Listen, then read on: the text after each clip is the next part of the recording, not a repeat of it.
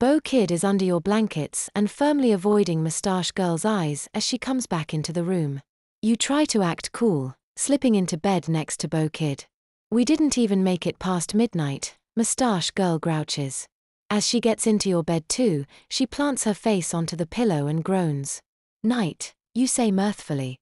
When she turns her head, her stick-on moustache is hanging on by a slither. You can't help but giggle. Moustache Girl pouts back. Night, she grumbles back.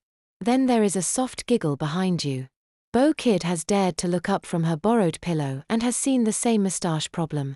Her eyes are tinged red, but Moustache Girl is distracted enough that she doesn't notice, instead opting to remove the moustache and leave it at the foot of your lamp next to your bed. Turning back to Beau Kid, you share a small smile with her before sliding deeper into your covers. Your bed is a tight squeeze with 3 girls, but that's okay. Glancing the other way, Moustache Girl is already asleep. Good night, you tell Beau Kid, turning back to her. She gives you a thankful smile in return and you doze off to sleep, deciding she's even more adorable in a nappy. Something wakes you a few hours later.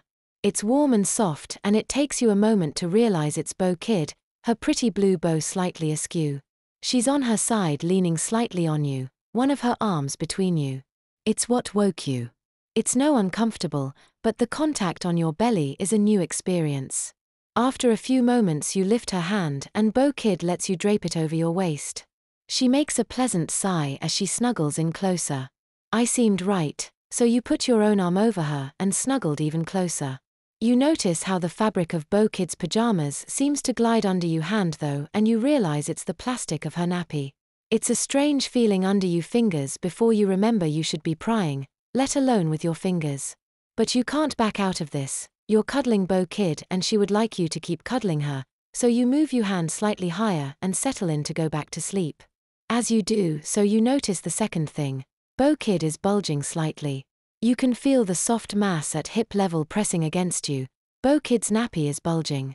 She seems relaxed and comfortable enough to hug you in her sleep, but despite that her nappy is soaked. Instead of disgust though, your mind turns to jealousy.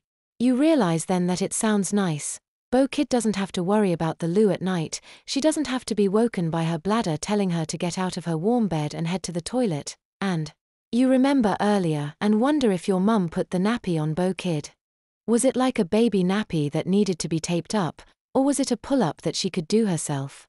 Would it be nice for mummy to look after you like that? There's a small hesitancy as you ask yourself your next question. Would you like to be in a nappy too? There's a mixture of fear and happiness inside you. It sounded nice to not have to worry about the loo anymore, to be able to keep playing adventures as long as you liked without potty breaks, to be looked after by mummy. At the other end, what would mummy think of you if you still wore nappies?